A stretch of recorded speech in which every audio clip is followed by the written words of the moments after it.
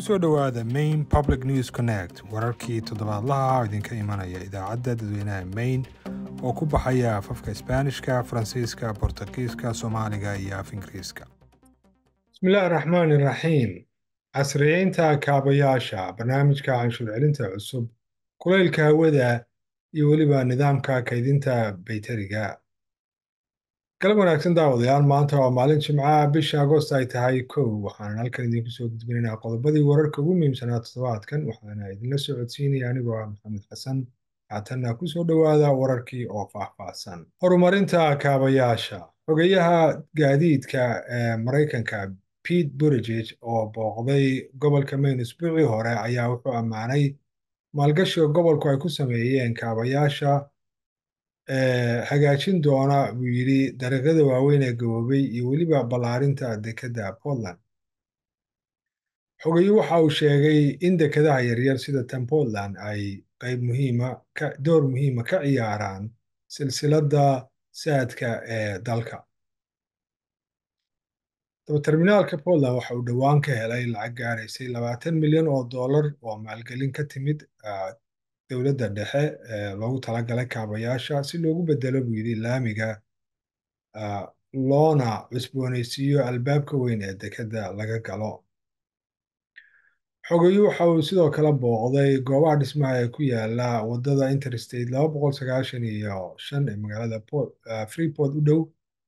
waxaa kaloo xogayu booqday goobtii hore ee ay ku taalay warshadda digirta samaysa ee magaalada Portland oo iyadu hadda hoy u noqon doonta jaamacadda Rue Institute, macadka Rue Institute oo ka tirsan jaamacadda Northeastern University, waxayna dhowaan goobtaas iyaduna heshay lacag $25 milyan gaaraysa oo dowladda federaal ka timid si loogu hagaajiyo isu socodka gaadiidka ee xaafadaha u dhow goobtaasi. Barnaamijka canshuur celinta ee cusub. Gobolka Maine ayaa waxay dhowaan sheegeen inay qorsheynayaan inay doortaan nidaamka cusub ee federaalka ee faylka tooska ah ee canshuur celinta. habkani waxa uu u oggolaanayaa canshuur bixiyaashu inay si toos ah uga xareeyaan canshuur celintooda hay-adda adeega dakhliga gudaha ee loo yaqaano IRS. canshuur bixiyaasha Maine ayaa waxay awood u yeelan doonaan inay xareeyaan canshuur celinta federaalka sidan tooska iyagoo isticmaalaya habkan marka la gaaro canshuur celinta sanadka 2025.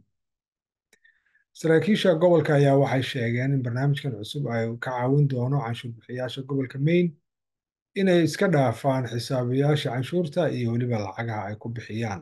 Kulaylka hawada. Halwadeen ka tirsan khadka korontada New England ayaa waxay soo saareen xaalad degdeg ah oo ku saabsan tamarta korontada horraantii bishan markii ay korontadu si lama filaan hoos ugu dhacday intii lagu jiray heerka kulka sare. ISO New England waxa ay sheegtay inay ku khasbanaatay inay wacdo ilaha tamarta kaydiya dhowr saacadood bishii Agoost 1 si loo daboolo bay yidhaahdeen baahida korontada sii kordhaysay iyadoo lagu jiray heerkul sare oo gaarayay 90 darajo oo Fahrenheit gobolka oo dhan. dhacdadan Agoosto 1 waxay ahayd markii labaad ee xagaagan howlwadeenka shabakadu ay ku khasbanaadeen inay ku dhawaaqaan xaalad degdeg ah oo xagga tamarta korontada ah. yaraanta tan la mid ahi waxa iyaduna keentay baahida kaydka tamarta ayaa waxa iyaduna dhacday bishii Juun ee 18 ee sanadkan. Habka kaydinta korontada. warshad hore oo waraaqaha lagu samayn jiray oo ku taala magaalada Penobscot ee degmada Lincoln ayaa waxay noqon doontaa xarun kaydinta bayteriga oo baaxad leh oo qayb ahaan ay maalgelisay lacag $147 milyan oo deeq federaalka ka timid ah. Dabaform Energy waa shirkad Massachusetts ku taala oo ka dambeysay iyadoo barnaamijkan ayaa waxay sheegtay in bayterigan uu noqon doono kan ugu baaxadda weyn adduunka oo dhan marka loo eego tamarta megawatt ee saacadii walba laga dhalin karo. xaruntan oo iyadu markaa laga dhalinayo 85 megawatt saacadiiba oo laga qorsheeyey degmada Lincoln waxa ay awood u yeelan doontaa inay koronto geliso in ka badan 60,000 oo guri sida ay sheegtay shirkaddu. kaydinta bayteriga waxaa loo arkaa inay tahay hab muhiim ah oo iyadu markaa looga faa'iidaysan karo korontada lasoo cusboonaysiin karo sida tan laga dhaliyo qoraxda iyo dabaysha. waxaa kale oo laga yaabaa inay gacan ka geysato dhimista ku tiirsanaanta warshadaha New England ee ka dhaliya tamarta korontada iyagoo isticmaalaya gaaska. daawadayaal halkaad nagala socoteen waa Main Public News Connect. waad mahadsantihiin intaa iyo isarag dambe. wasalaamu calaykum waraxmatullah.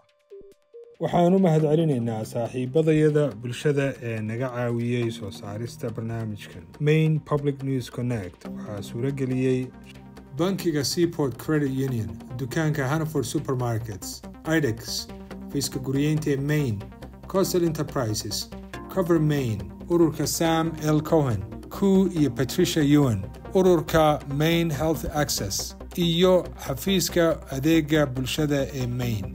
Main Public News Connect waxaa suurageliyey Patricia Ewan oo ku howlan soo dhoweynta bulshooyinka iyo dhaqamada kala duwan.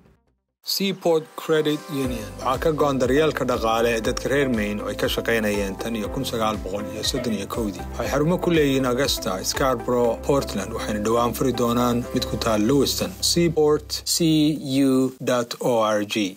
suuqa Hannaford wuxuu u dabaaldegayaa shaqaalahooda iyo macaamiishooda oo ah dad kala duwan iyo dhammaan bulshooyinka. waxaa suuqa ka go'an inay abuuraan goob soo dhoweyn si wada jir ahna waa meel ka sii weyn suuq. si aad wax badan u ogaato booqo hannaford.com. haddii aanu nahay Main Housing waxaan ognahay in lahaanshaha gurigu uu yahay furaha. barnaamijka qofka ugu horreeyay qoyska ee Maine waa barnaamij fursad u siinaya inay guri helaan dadkii horay aan guri qoyskooda u yeelan. waa suurtagal inaad guri yeelato. faahfaahin dheeraada kala soco mainhousing.org. haddii lagaa gooyey caymiska caafimaadka ama noloshaada uu ku yimid isbeddel weyn, waxaad heli kartaa kaalmaad iskaga bixiso caymiska caafimaadka adigoo booqanaya coverme.gov. waxyaalo badan ayaa iska beddelay Mainecare. ka warhay si aad caymiskaaga u ilaashato oo warbixintaadii ugu dambaysay ku qor mainconnection.gov.